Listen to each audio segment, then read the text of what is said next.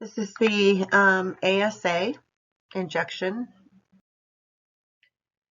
So anterior superior alveolar block. It's commonly used with the middle superior alveolar block instead of using an infraorbital block, which is the IO.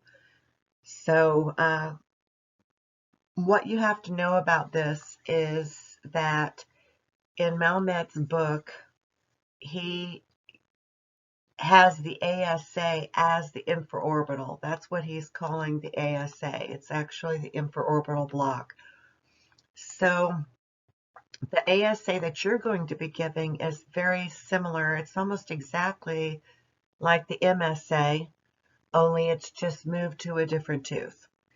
So we're not going to have a long needle or going up toward the infraorbital foramen like he's going to have in the book. So I really want you to pay close attention to the stats on this particular injection, because that's what we're going to go by as far as tests, and that's what we're going to go by as far as you having patients. So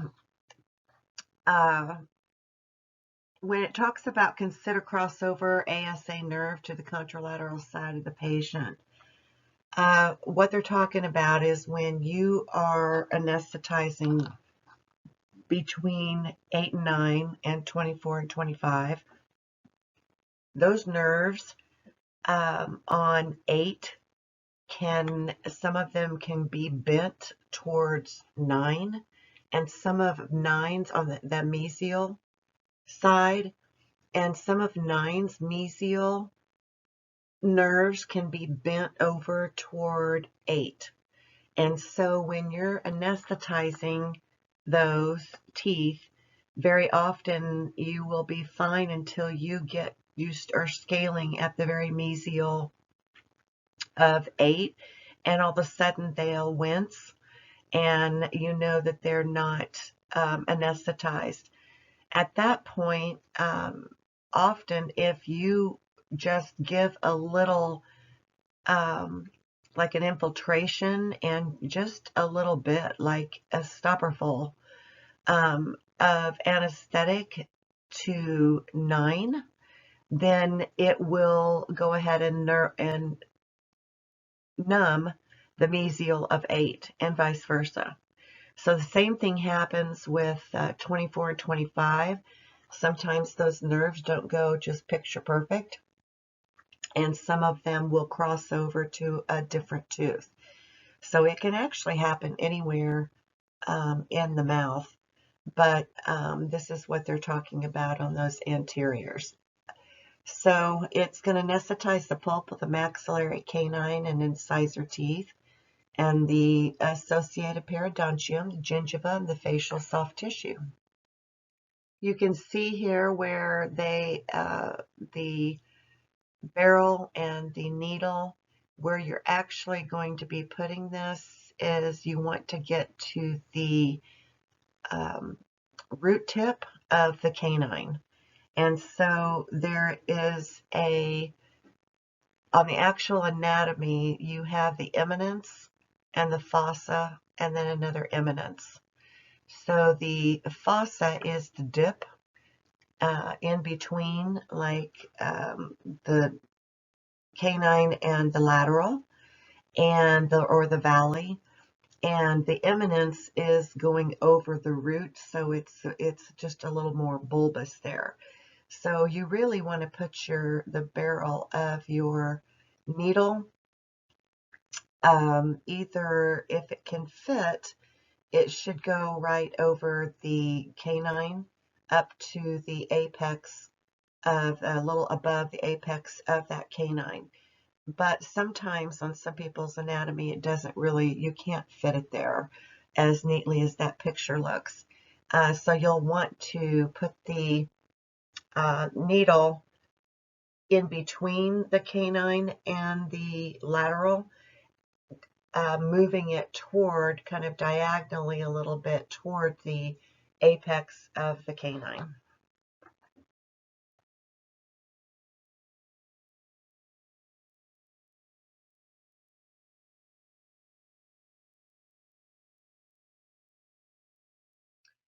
So you're going to retract the upper lip by pulling the tissues taut with sterile gauze, and make sure that it has antiseptic, you've palpated it, and it has topical, of course. Use a 25 or 27 short, either one. We use a 25. The bevel's always going to go toward the bone. You want to establish a good fulcrum. Place the syringe parallel with the long axis of the tooth. And not surprising, you're going to insert it at the height of the mucobuccal fold, superior to the apex of the maxillary canine. So just anterior to and parallel with the canine eminence. So you're going to penetrate only 5 millimeters. Notice how many of these that you're going to only go 5 millimeters. So it's a good way for you to put them all on a chart or something side by side so you can see how many similarities there are. It helps for memorizing it. It's usually just about 1/4 of the short needle. And so after you've aspirated and it's negative, you're going to slowly deposit 1/3 to 1/2 over 30 to 40 seconds. So then wait 3 to 5 minutes. You can tell if you've had success with numbing, if there's a harmless tingling. It's just a little tingling and numbness of the upper lip. Sometimes it kind of balloons out. It almost looks like they were hit in the lip, and you can see it yourself. Positive aspirations, you can get them, of course. They're less than 1%. Hematoma on this injection is very rare.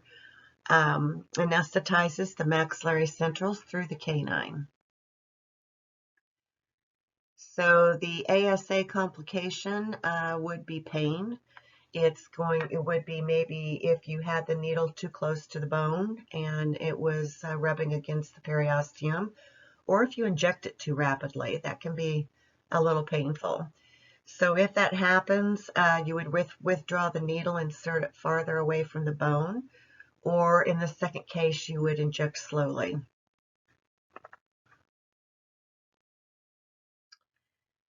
So the causes of inadequate anesthesia is maybe injecting in, lower than the apex of the maxillary canine, or if there's dense bone, or if you're injecting into an infected area.